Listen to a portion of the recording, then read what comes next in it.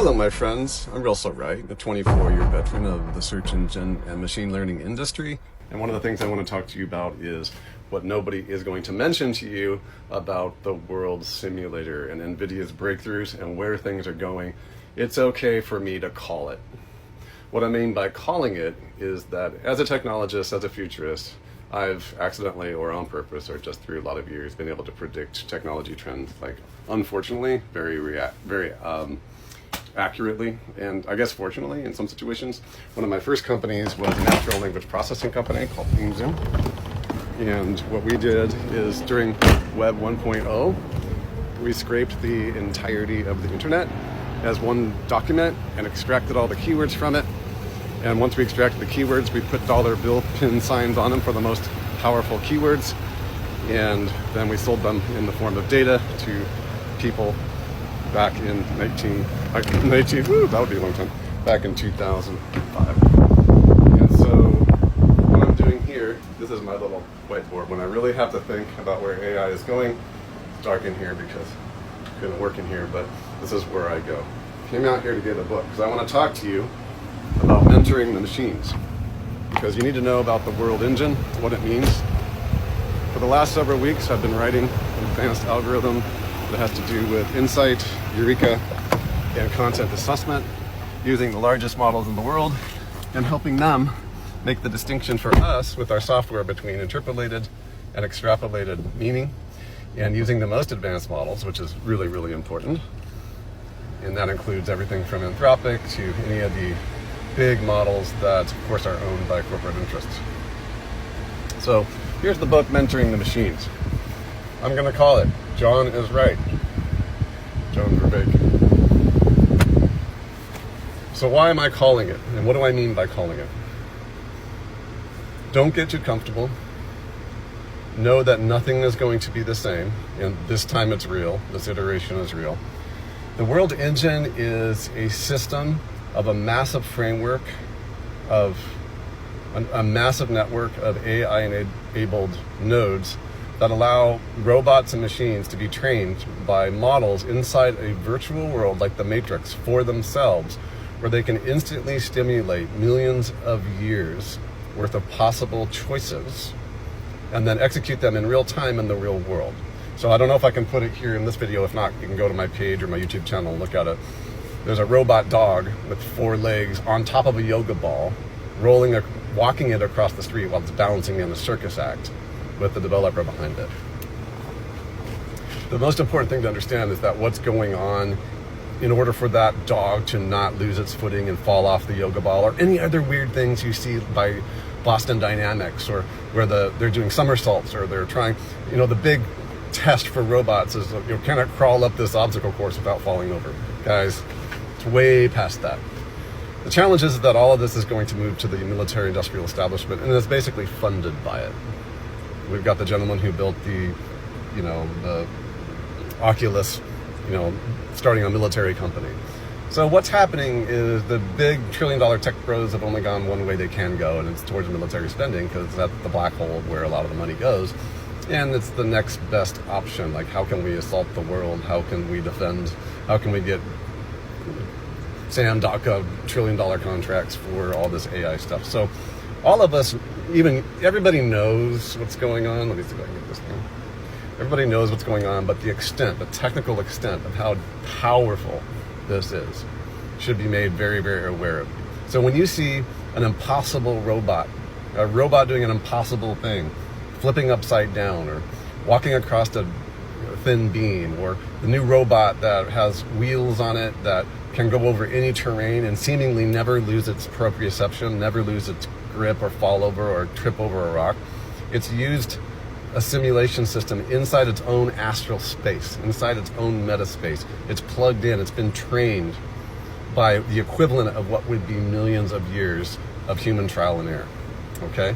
Just like ChatGPT 4.0 is trained on millions of years of text. Actually, I think it's up to 2 million years now of text. What that means is that it would take you 2 million years to read it if you sat down and read it. That's probably an estimate, kind of lies and damn statistics, but you know what I'm saying. So the point here is that people think it's about language learning models, or that it's about interpolated data, or it's about, siphoning in all of the world's known knowledge, and that's all the data that they will ever use. It'll become toxic data. We're running out of data. No, we're not running out of data. The whole purpose of all of this was to create the world simulator so that robots could have an infinite amount of simulated data to be able to operate within the real world. And when they're operating within the real world with cameras, with the equivalent of our five senses, but more. Okay, they're not limited to the five senses that we have. They can have infrared vision. In fact, they can have anything that we can scan in the electromagnetic spectrum, they can have as a sense perception. This is called multimodal sense perception.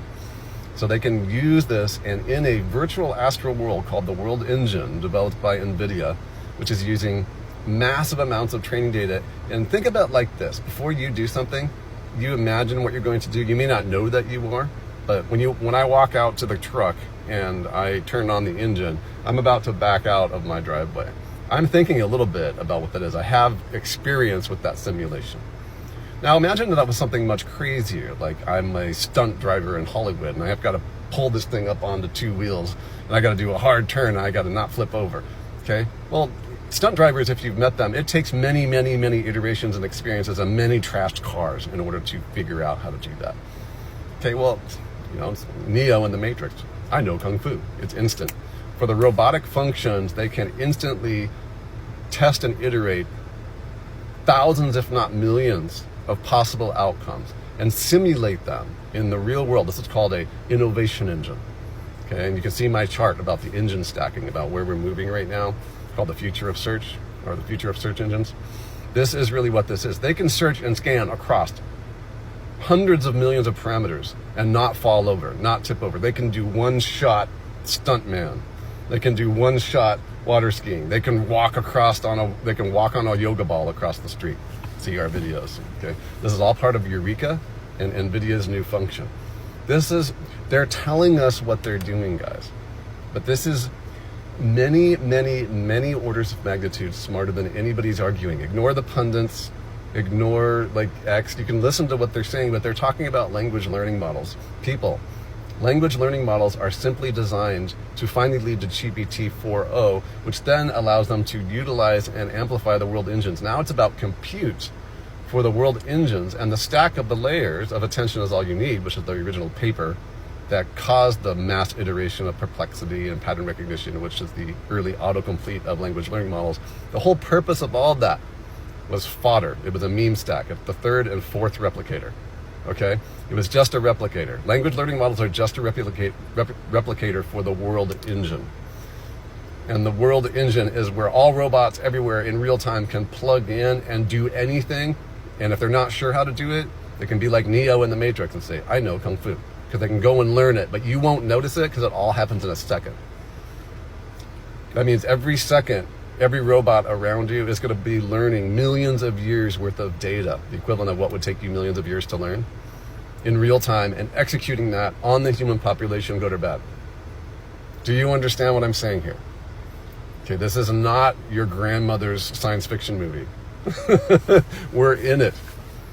Okay, there's a reason we have Elon Musk as the technical center, the technocrat that now is in Washington. We now are moving towards having a super intelligence as the head of government, but it can execute. Its executive branch of itself is physical, and it can predict hundreds of millions of parameters of what humans can do both individually and in a crowd instantly. The world engine is only in phase 1.